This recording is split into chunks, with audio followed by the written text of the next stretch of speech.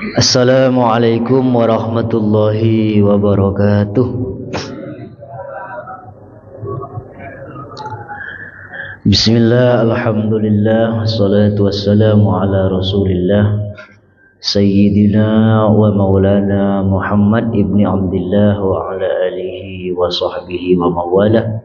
Wala hawla wala quwwata illa billahil aliyyil azim, amma ba'du. Alhamdulillah, pada subuh hari Minggu ini kita bisa berkumpul dalam keadaan yang sehat ya. Sehat baik, keadaan nyaman, cuaca lumayan dingin mungkin karena AC juga.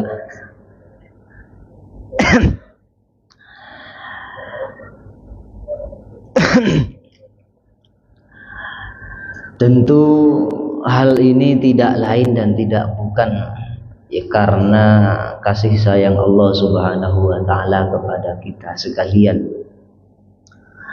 Sehingga kemudian Allah menggerakkan hati kita untuk bisa sama-sama menuju ke masjid untuk melaksanakan amal soleh, yakni berupa sholat subuh berjamaah serta mengikuti kajian subuh. Pernah suatu ketika Abdullah bin Mas'ud mengatakan begini, andai siapa yang mengatakan bahwa orang yang subuh-subuh kemudian melangkahkan kakinya untuk mempelajari ilmu agama tidak dianggap sebagai jihad fi sabilillah. Nah, ini perkataannya Ibnu Mas'ud, Abdullah bin Mas'ud. Beliau mengatakan, siapa yang mengatakan bahwa orang yang kemudian melangkahkan kakinya untuk mencari ilmu tidak dianggap sebagai jihad fi sabilillah. Makanya dulu orang belajar itu pergi melangkahkan kakinya mengunjungi kajian-kajian ilmu agama, hakikatnya juga berjihad. Makanya Nabi dulu ketika mengumumkan perang, tidak semua sahabat diajak untuk perang. Ada sebagian sahabat yang memang ditugaskan Nabi untuk mendalami ilmu agama. Dan itu statusnya juga jihad fi sabilillah.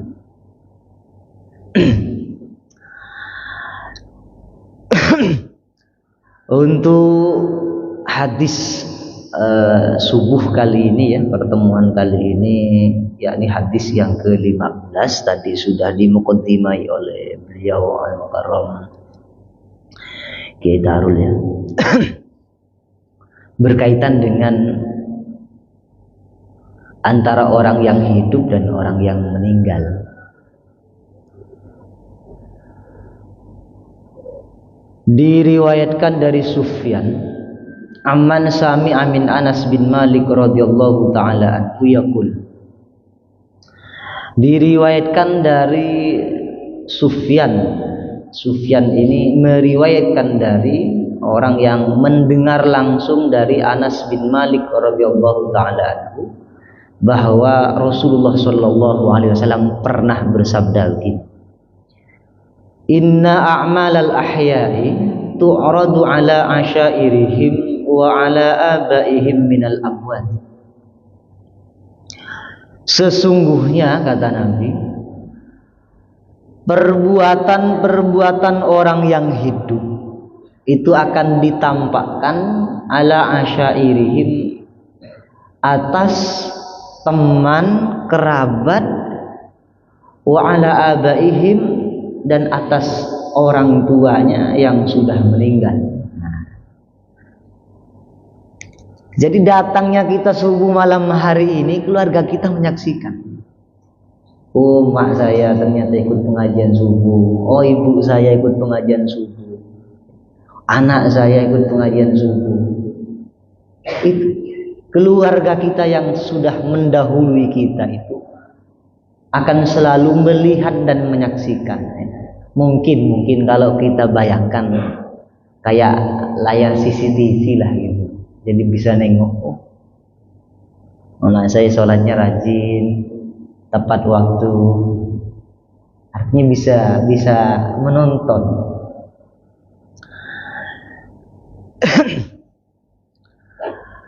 Fa in kana khairan hamidu Allah Ta'ala. Nih, kalau amal itu baik, yang disaksikan oleh kerabat kita, teman kita, sahabat kita, tetangga kita, keluarga kita, orang tua kita, kok baik amal kita itu, maka mereka akan memuji Allah Subhanahu wa Ta'ala. Di dalam kuburnya itu mereka akan mengatakan alhamdulillah. Itu yang dia ucapkan, yang mereka ucapkan. Wastabshiru, serta merasa sangat bahagia, sangat bahagia. Wa iyyaru ghaira dzalika qalu Allahumma la tumithum hatta tuhdihim hidayatan.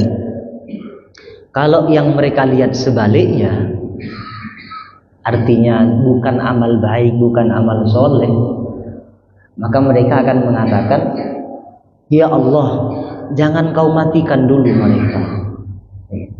Ya Allah, jangan kau ambil dulu mereka sampai kemudian engkau memberi hidayah kepada mereka. Ini luar biasa. Ya, orang yang dikubur saja, yang sudah meninggal masih peduli dengan kita yang masih hidup.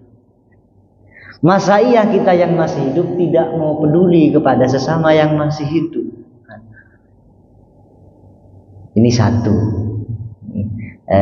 yang perlu kemudian kita contoh. Orang yang sudah meninggal mungkin tidak bisa memberi apa-apa kecuali hanya berdoa dan memuji kepada Allah. Itu saja masih pedulinya luar biasa. Lebih-lebih peduli tentang kehidupan yang selanjutnya ya. Kalau mereka menyaksikan hal-hal yang tidak baik yang dilakukan oleh keluarganya, oleh temannya yang masih hidup, maka mereka akan mengatakan, jangan engkau ambil dulu ya Allah sampai kemudian engkau memberikan hidayah, memberi petunjuk. Sehingga faqala alaihi salam yu'dal mayyit fi qabrihi kama yu'da fi hayatihi. Itu tadi sudah selesai. Di suatu kesempatan Nabi juga pernah bersabda, mayit itu akan tersakiti di kuburnya sebagaimana ia juga bisa tersakiti saat hidup. Artinya tidak hanya orang yang hidup yang kemudian merasa tersakiti, orang yang sudah meninggal itu juga bisa tersakiti. Sehingga sahabat heran. Herannya kenapa? Karena orang yang meninggal itu sudah tidak lagi bergaul dengan siapapun. Dia tidak melakukan dosa lagi, tidak pernah bermusuhan dengan tetangga lagi. Lantas apa yang kemudian membuat mereka tersakiti? Maka kemudian kata Nabi, betul, innal mayyit la yudhnibu dzamban wa la yunazi'u wa la yukhasimu ahadan wa la yu'dhi jaran. Betul, mayit itu sudah tidak lagi bisa berbuat dosa, tidak lagi bisa berbuat kesalahan, serta juga tidak lagi bisa bermusuhan dengan sanak keluarga, dengan tetangga, dengan kawannya. Tidak akan lagi ada cekcok. Lakin illa annaka in naza'ta ahadan la budda ayyashtamaka walidayka fayu'dayani indal isa'ah wa kadzalika yafrahani indal ihsan fi haqqihima. Nah, ini. Cuma saat kamu bercekcok, bermusuhan ataupun ada masalah dengan orang lain, yang kemudian orang lain itu, kata orang Jawa, misui. Ini. Misui bapaknya yang sudah meninggal, ikut terkena kata-kata yang sebenarnya tidak layak untuk dikatakan.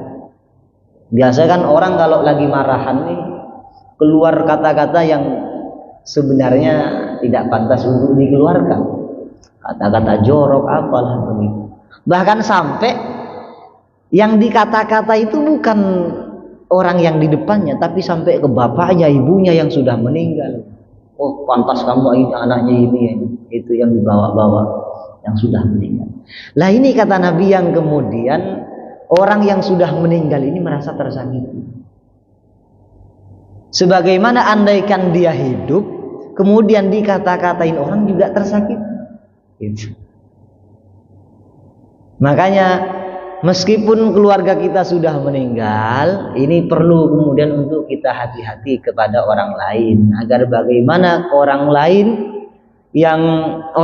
itu tidak kemudian keluar kata-kata yang bisa menyakiti keluarga kita yang sudah meninggal. Perkataan apapun itu, misalnya dituduh punya hutang tak bayar kan begitu, banyak lah. Atau dituduh dulu bapakmu ini suka goda istri orang atau bagaimana, itu kan andaikan dia hidup kan dikatain begitu tersakiti. Andaikan itu pun ketika dia sudah meninggal dikatakan kepada anaknya karena ada permusuhan dan lain sebagainya, itu juga merasa tersakiti. Itu sebagaimana ini artinya begini, hadis ini ingin menjelaskan bahwa apa-apa yang kita lakukan terutama tentang amal soleh, amal baik, itu juga akan berimbas kepada keluarga kita yang telah meninggal. Misalnya ini, kita punya anak, kita didik anak kita untuk bisa membaca Quran, kita didik anak kita untuk bisa berwudu dengan baik, kita ajari mereka untuk sholat, mulai dari belum balik sampai balik. Sampai mereka pandai baca Quran, pandai wudu, pandai sholat. Kemudian kita meninggal. Ini kata para ulama, anaknya tidak mendoakan kita tak masalah. Asal mereka masih baca Quran tanpa diniati untuk kita, orang tua, mereka sholat, mereka wudu, kita dapat aliran pahalanya. Kenapa? Karena kita sumbernya, kita yang mengajari mereka. Jadi andaikan ada seorang santri, murid, tidak pernah mendoakan gurunya, tapi semua ilmu yang dia dapat dari gurunya kemudian diamalkan, ilmunya juga dapat, gurunya juga dapat. Nah ini, gurunya juga dapat. Apalagi orang tua. Maka penting kemudian kita memberikan pendidikan agama, utamanya yang pokok-pokok ya.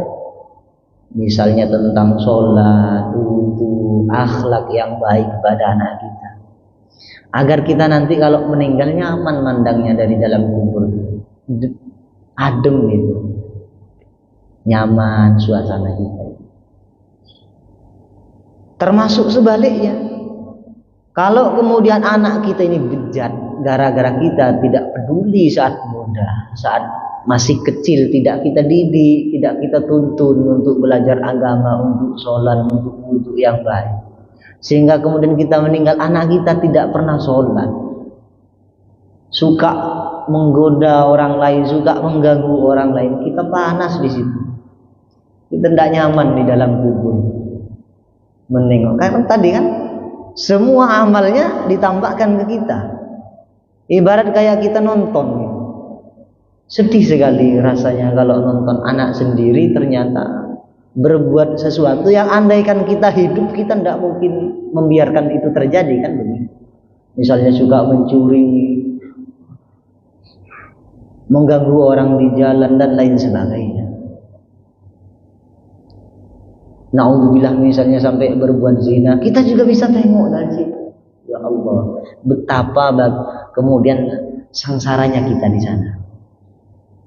Kalau kemudian kita menyaksikan buah hati yang kita cintai, yang kita ngomong dari kecil sampai besar sampai kita meninggal, ternyata tidak bisa membanggakan kita sebagai orang tua. Suatu ini ada kisahnya ya, karena Imam Usfuriyah ini kan satu hadis ada kisahnya gitu. Kadang kisahnya 1, 2, 3 yang berkaitan dengan hadisnya. Ada ini cerita ya, hikayat dari Thabit Al-Bannani rahmatullah alaih. Sabit Al-Banani ini biasa ziarah kubur tiap malam Jumat. Punya kebiasaan pergi ke kuburan ya. Mungkin ada keluarganya yang di situ sudah meninggal atau sahabatnya. Beliau biasa rutin tiap malam Jumat. Ini seorang ulama besar rutin ziarah kubur. Karena penting ziarah kubur itu. Di antaranya satu, kita akan gampang ingat mati. Orang ziarah kubur itu gampang ingat mati. Kalau sudah ingat mati ini, kita mau santai-santai ini kan sudah tidak nyaman. Kalau sudah ingat mati, mau santai tidak nyaman. Pasti itu. Kenapa selama ini kita masih banyak santainya? Mungkin kita tidak sering ingat matinya. Mungkin kita masih sehat, gambarannya kita masih lama hidup. Atau yang masih banyak duit mungkin nanti kalau sakit gampang berobat dan lain sebagainya kan. Banyak faktornya sehingga kemudian kita bisa tenang santai. Waktunya nganggur ya kita pakai untuk ngerokok sama ngopi aja, misalnya kayak saya yang suka ngopi dan rokok. Padahal mungkin andaikan ambil Quran kemudian baca bisa dapat 1-2 lembar kan begitu ya.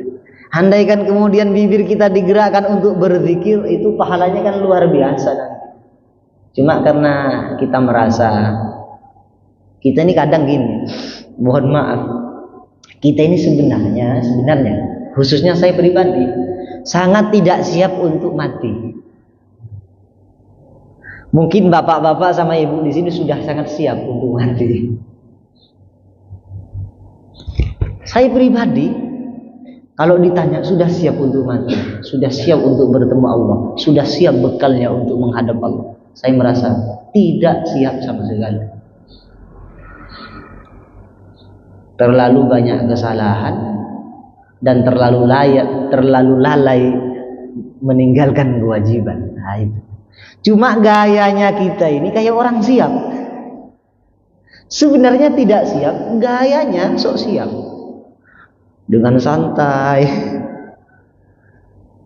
tidak lagi sibuk mencari amal bekal untuk kehidupan akhirat, santai. Kayak orang siap lah ya.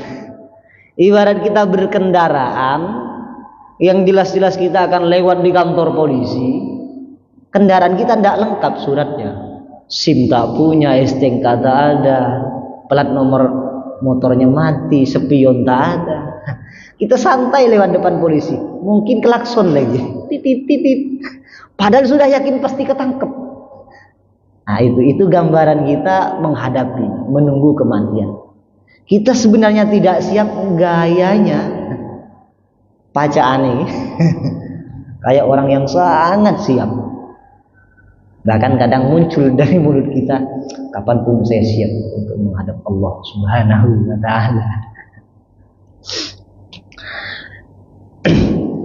Beliau Sabit Al-Banani ini sudah biasa ziarah kubur setiap malam Jumat. Bahkan beliau tidak sebentar.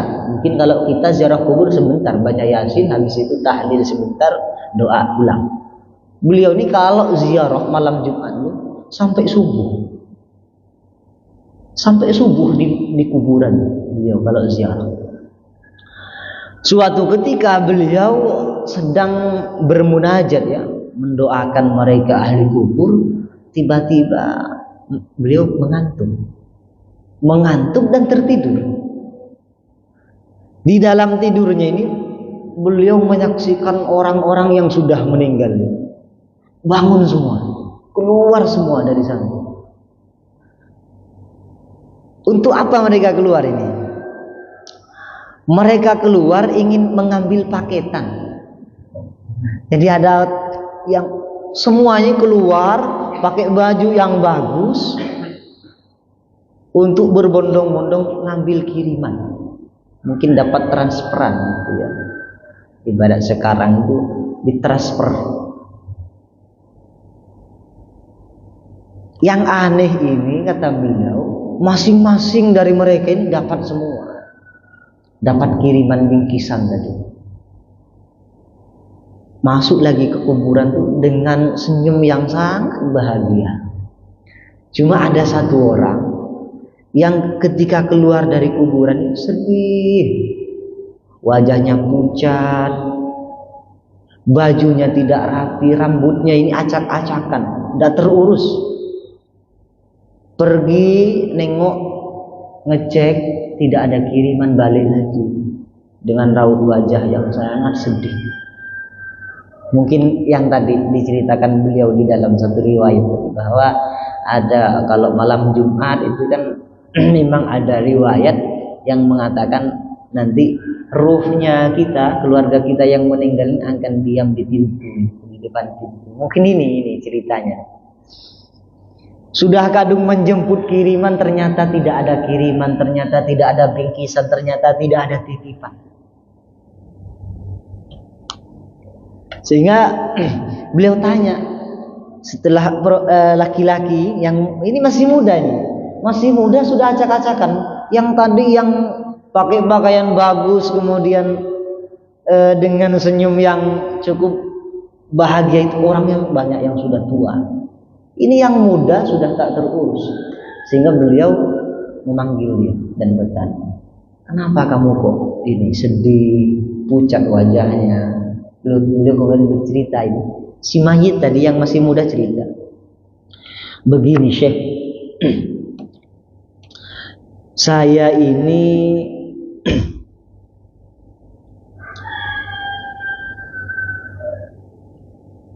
sebentar, ini gharibun bainahum, laisa li dzakirun bil ihsan wad du'a. Syekh, saya ini orang yang asing di kalangan mereka. Saya ini orang asing. Saya tidak ada yang kenal dengan semua ahli kubur yang ada di sini. Orang asing. Saya ibarat orang terasingkan. Bahkan tidak ada yang mengingat saya untuk kemudian berkirim tadi, kirim paket tadi. Gak ada yang ingat saya. Mereka semua ini punya keluarga, punya sahabat yang selalu mengiringi mereka dengan doa, dengan bacaan Quran, dengan sedekah, sehingga mereka itu setiap itu akan ngecek dapat kiriman, akan ngambil saya ikut keluar ngecek juga, tapi saya tak dapat. Tidak ada yang ingat. Kemudian beliau ini bercerita begini, sebenarnya Syekh, saya ini punya ibu. Saya dulu meninggalnya, ini cerita, saya dulu meninggalnya saat mau berangkat haji. Saat saya memasuki kota Mesir, kemudian ajal saya nyampe. Allah memanggil saya. Ajal saya sudah habis. Sehingga kemudian waktu itu saya bareng dengan ibu saya, bareng dengan ibunya. Kemudian saya dikuburkan, ibu saya nikah lagi. Mungkin memang sudah janda ya. Nah, ketika ditinggal anaknya, cari laki-laki untuk kemudian dijadikan suami. Lah, semenjak saat itu ibu saya tidak pernah ingat saya lagi. Ya Allah, melas nih. Melas itu. Ibunya saja, manusia yang jelas-jelas paling sayang, paling dekat dengan anak, bisa lupa kalau anaknya sudah meninggal. Bisa lupa. Apalagi bapak yang kadang kebanyakan kasih sayangnya tidak seperti ibu. Buktinya kalau ada ibu-ibu meninggal, bapak-bapak cepat menikah lagi. Kalau ibu-ibu yang bapak-bapak yang meninggal, kadang ibu-ibu ini lama untuk menikah lagi. Nah. Ibunya saya tidak ingat. Kemudian oleh beliau ini Thabit Al-Banani tanya, di mana rumahnya? Coba ceritakan. Siapa nama ibunya, tempatnya di mana? Kemudian beliau cerita, tempatnya di sini Syekh, rumahnya di sini. Setelah beliau tersadar, siangnya beliau cari itu orang tua. Beliau cari. Karena si Mai ini titip salam Syekh. Bilang sama ibu saya, tolong ingat saya. Tolong kirimi saya sesuatu. andaikan ibu saya tidak punya, bapak saya itu meninggalkan uang. Jadi ada harta yang ditinggalkan bapak saya dulu saat meninggal, dan itu tersimpan ada di, kalau bahasa sekarang, di saku saya, mungkin disimpan oleh anaknya sendiri. Jumlahnya waktu itu mi'atu mithqalin min fiddatin, ada 100 mithqal perak, banyak lah ini. Mungkin kalau sekarang ya 100 gram kah, atau mungkin 1 on lah, 1 on fiddah perak. Tolong sampaikan pada ibu saya, ini sedekahkan untuk saya. Mungkin sudah lama tidak dapat kiriman, ini semenjak tadi meninggal tidak dapat apa-apa lagi. Dicari ketemu, disampaikan ibunya nih, ibunya orang semaput, orang bilang apa, pingsan. Diceritakannya ibunya langsung pingsan, tidak sadarkan diri.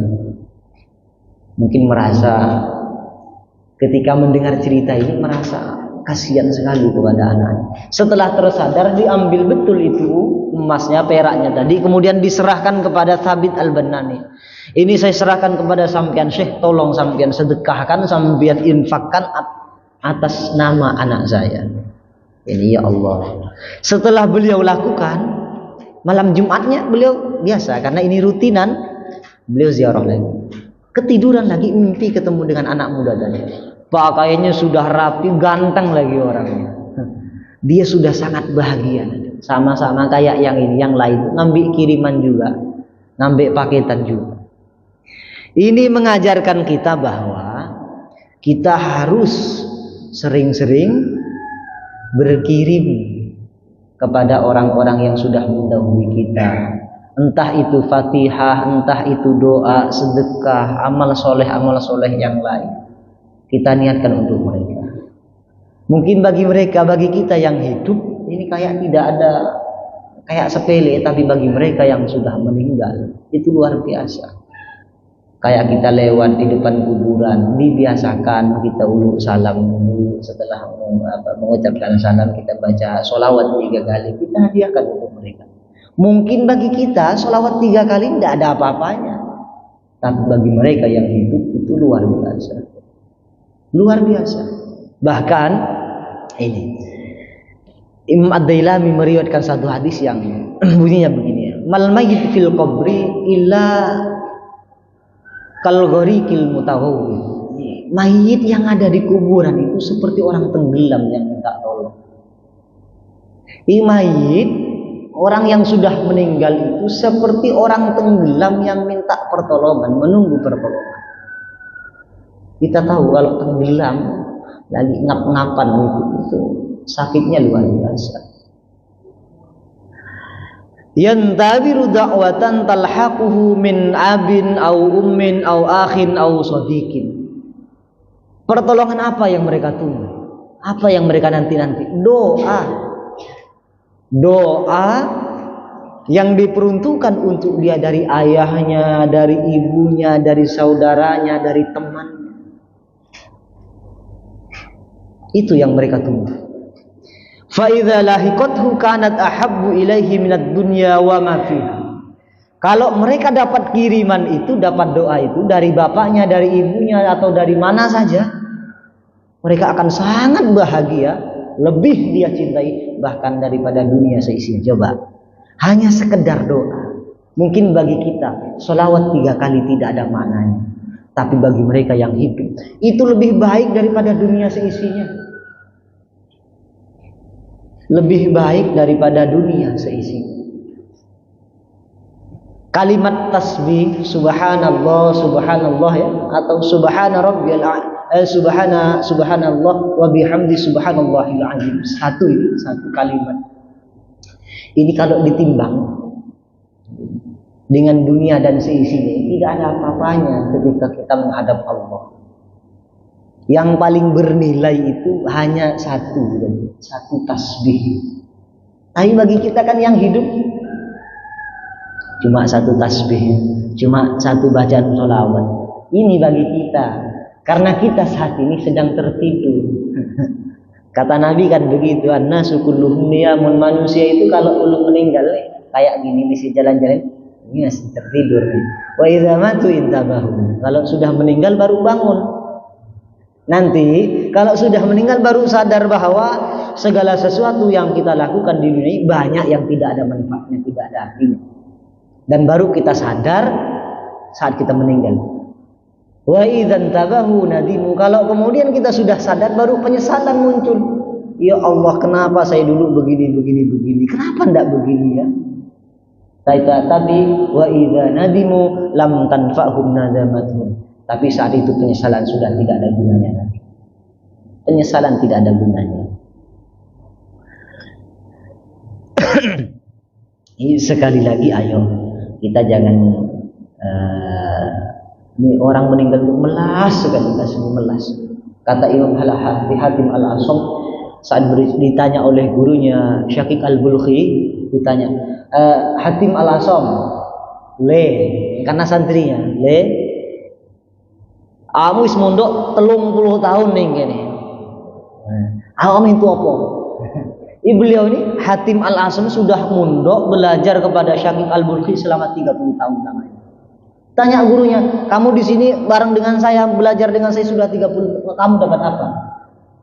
Kemudian Hatim Al-Asam mengatakan, Syekh, guru, saya cuma dapat 8 perkara. Tapi saya rasa 8 perkara ini cukup untuk bekal saya hidup dari dunia sampai akhir. Apa yang pertama? Apa itu yang 8? Yang pertama, kata beliau, saya menyaksikan manusia ini banyak sekali cari teman, banyak sekali cari kekasih, cari orang yang merindu, ya, cari kekasih, cari istri, cari ini, cari sahabat, cari orang-orang terdekat. Tapi setelah meninggal, kekasih-kekasih, orang-orang yang dia jadikan kekasih atau benda-benda yang dia kasihi, ada yang hanya menemani dia sampai pinggir kuburan. Ada yang ketika bangkrut sudah pergi, ada yang ketika jelek sudah pergi. Full kekasih yang kita anggap kekasih hanya akan menemani kita mengantar di pinggir kuburan. Sudah tidak pernah kita temukan seorang istri, seorang suami yang ikut masuk ke dalam kuburan. Karena saking cintanya kepada istrinya atau saking cintanya kepada suaminya. Tidak ada orang tua yang ikut masuk minta dikubur ketika anaknya sudah dikubur, meskipun cintanya luar biasa. Sehingga apa kata beliau? Orang yang tadi sibuk mencari kekasih pada akhirnya akan sendirian di alam kubur. Sendirian. Akan melas. Dan saya menyaksikan bahwa yang bisa dijadikan kekasih dan kekasih terbaik dan pantas untuk dikasih hanya amal soleh. Karena amal soleh itulah yang kemudian betul-betul tidak hanya di dunia tapi di akhirat, di alam kubur dia akan menemani kita. Dia yang akan setia pada akhirnya untuk terus membersamai kita di alam kubur sampai alam akhirat. Dan amal soleh itu pula yang akan kemudian menyelamatkan kita dari siksanya api nerakanya Allah Subhanahu wa ta'ala. Mungkin hanya ini yang bisa saya sampaikan berkaitan dengan hadis yang ke-15 ini. Ini sudah lumayan lama ya. Mudah-mudahan kita yang masih diberikan umur ini kita pandai untuk kemudian menggunakan waktu untuk mempersiapkan diri. Meskipun kita tidak siap, harus kita persiapkan. Karena mau tidak mau ajal akan datang. Ajal kita akan habis. Mau tidak mau, siap tidak siap. Sehingga harus dipaksa siap. Dipaksa siap. Iman kepada Allah, yakinkan dengan mengulang-ulang kalimat tauhid, la ilaha illallah, itu kata Nabi akan mempertebal iman, akan memperbarui iman. Kalimat-kalimat tasbih. Mungkin hanya ini yang bisa saya sampaikan. Kalau ada yang mau ditanyakan silakan.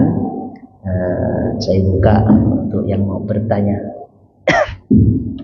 Assalamualaikum warahmatullahi wabarakatuh. Waalaikumsalam warahmatullahi wabarakatuh.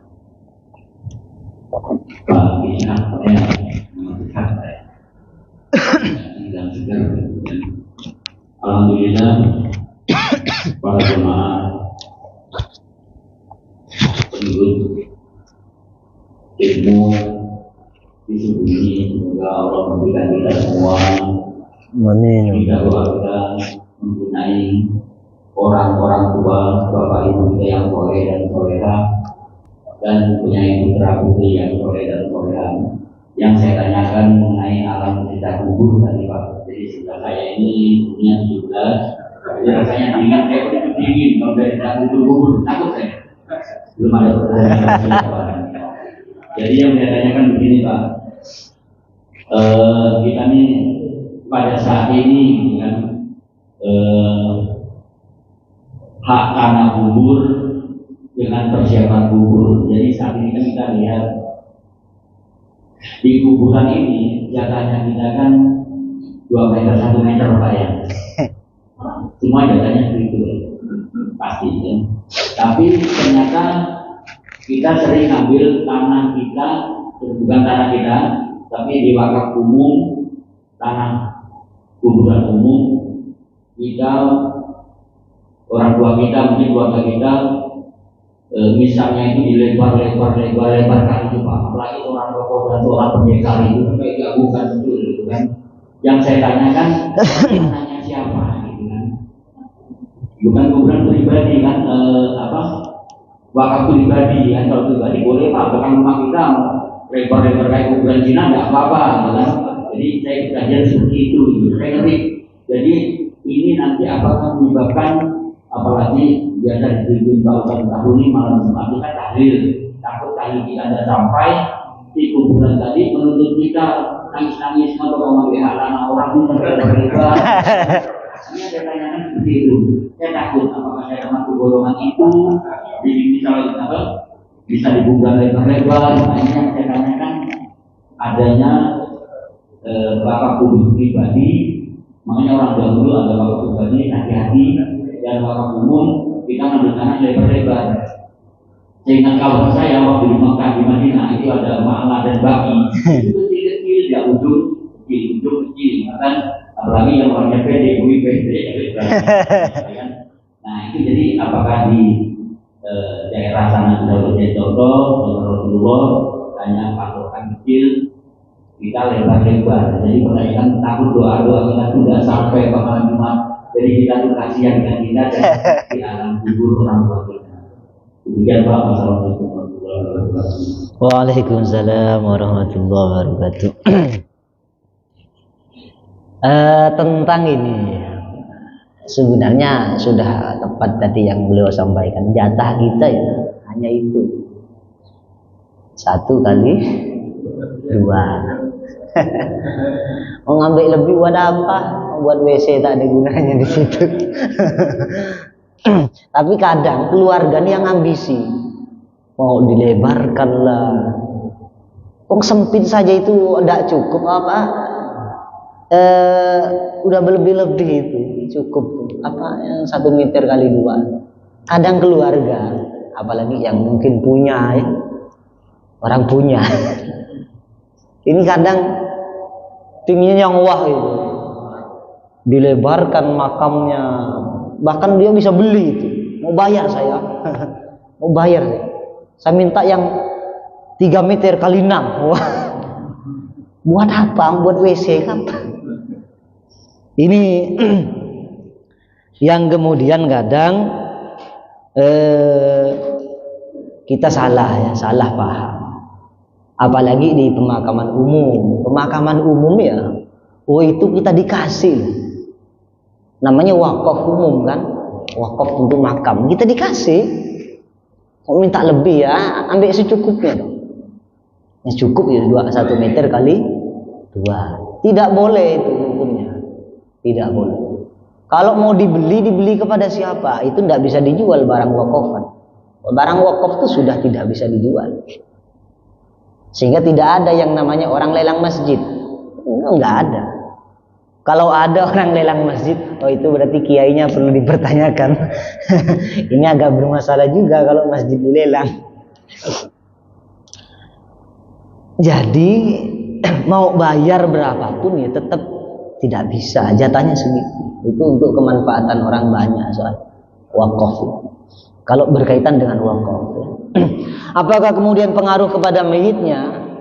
Tentu kalau mayitnya yang wasiat, yang pesan, nanti kalau saya meninggal saya bikinkan yang lebar. Ini mungkin bahaya kepada mayitnya nih. Oh sudah meninggal kok minta banyak-banyak, ketimpa lagi nanti, berat itu. Berat loh.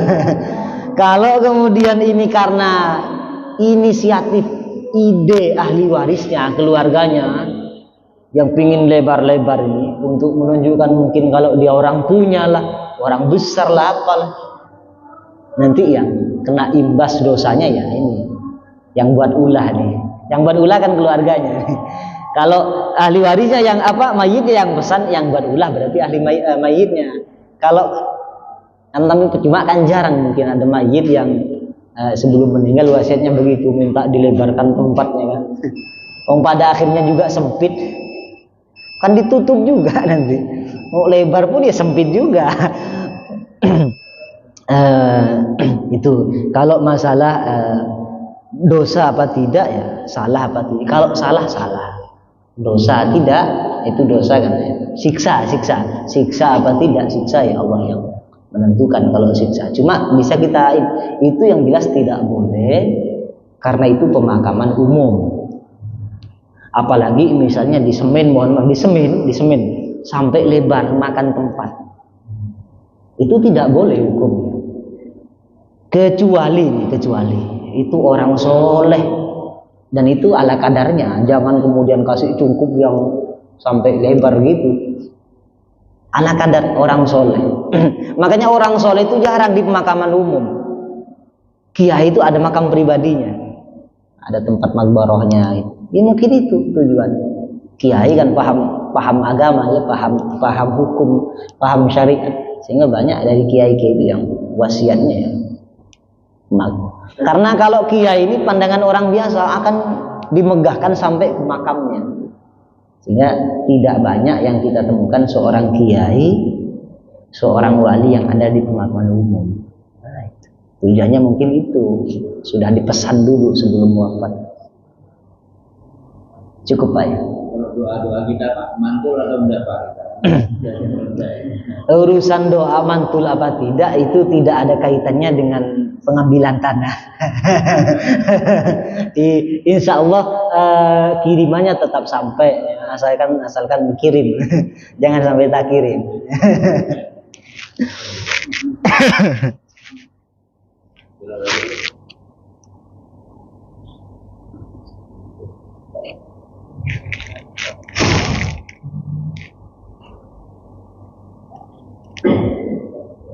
Ada lagi yang menanyakan Ibu. Jadi kalau lanjut menegaskan pada pertanyaan Pak Polis bahwa apa membesarkan atau melebarkan pajak apa pemakaman itu dilebarkan itu ya yang apa sebenarnya ada kaitan dengan yang mati itu hanya hidup bisa berapapun gitu. Tapi sebesar-besarnya di pemakaman insya Allah tak mungkin sebesar di pemakaman pribadi, masih sewajarnya bahkan malah dia tidak mungkin berani melebarkan kecuali meninggikan, tidak ditinggikan makin tinggi apa misalnya ditinggikan biasanya kayak gitu. Kalau melebarkan pasti sama apa yang terus wakaf biasanya di Jogja. Jadi justru kalau yang mungkin perlu agak dikoreksi, mungkin menjadi pertanyaan, terutama di FDNB ini kan juga mengurusi pelatihan jenazah, perawatan jenazah berkaitan dengan tanah wakaf, tanah wakaf yang sudah diwakafkan. Ya. Tanah wakaf ini kan diwakafkan untuk pemakaman, dipasrahkan ke nazir, kemudian dikelola oleh nazir. Ya, nazir yang menerima wakaf ini Kalau nadir yang menerima wakafnya wakaf madrasah atau wakaf pesantren itu modalnya banyak, karena harus beli semen, harus bangun. Tapi kalau wakafnya itu wakaf kuburan, ini tidak perlu modal. Ya, kasih pengumuman siapa yang mati kubur sini, tidak perlu modal. Ya, tinggal nama orang yang mati itu sudah menjadi dalil. Yang jadi masalah oleh pengelola wakaf ini dibikin misalnya perkumpulan fardu kifayah, dibikin keanggotaan, misalnya ini di RW 12 ada tanah wakaf untuk pemakaman, semua data warga dikumpulkan,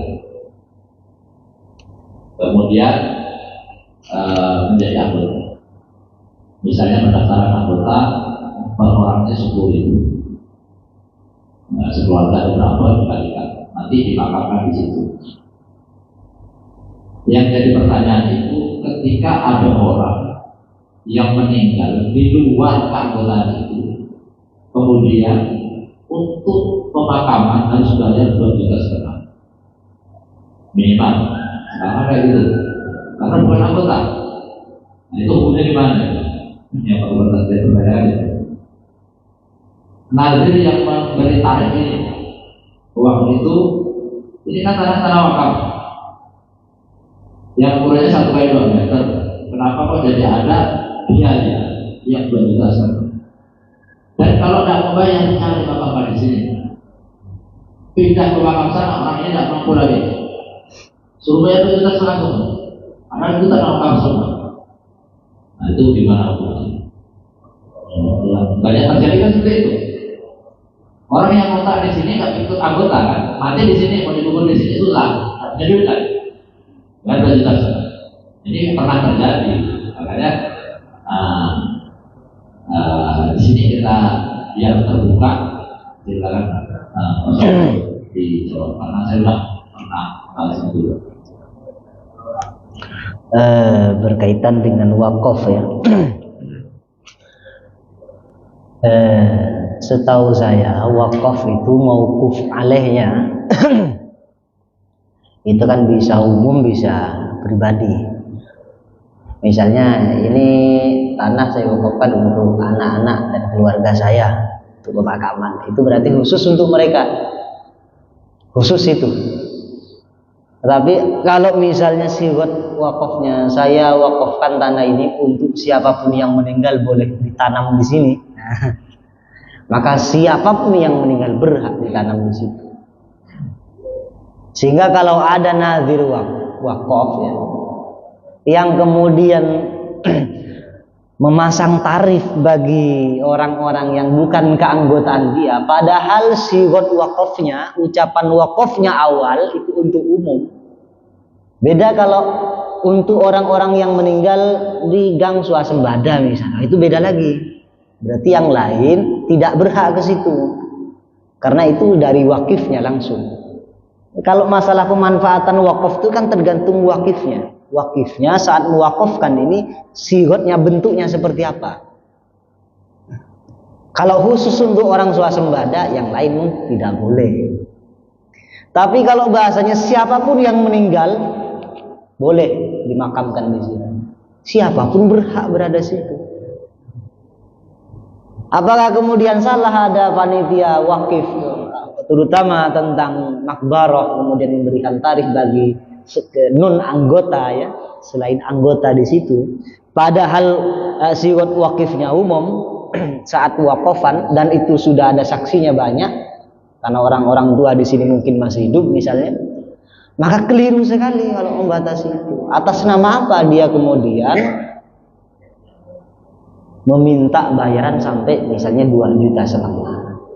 Atas nama apa? Mau dijual? Tidak bisa dijual itu barang wakaf. Mau digadaikan? Juga tidak masuk akal digadaikan. Atas nama apa dia minta bayaran? Lebih-lebih orang meninggal itu sudah susah kan keluarganya, sudah ketimpa musibah, suruh bayar lagi kuburannya. Itu kan sudah jatuh ketimpa tangga, sakitnya 2 kali. Mestinya kita ngasih, malah kita minta. Itu kita kayak preman. Orang sudah sakit kita pukul.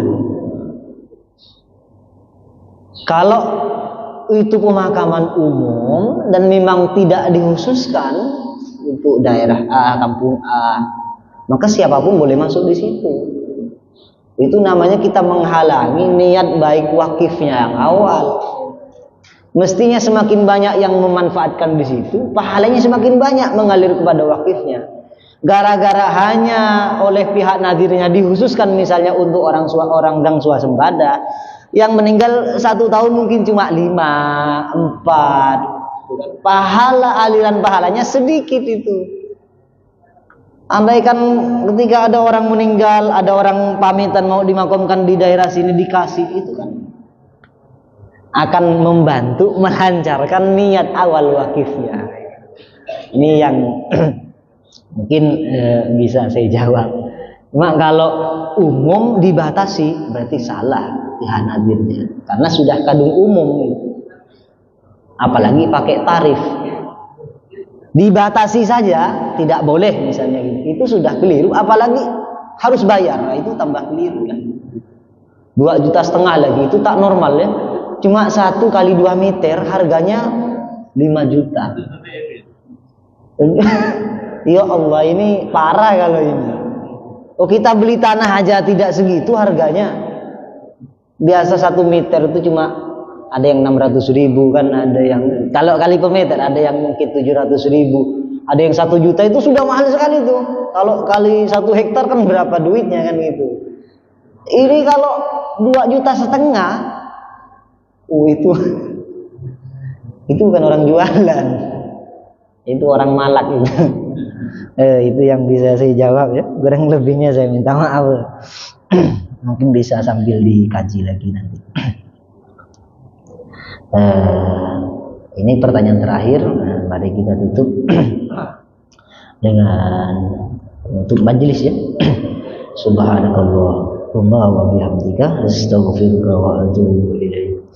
Wassalamualaikum warahmatullahi wabarakatuh.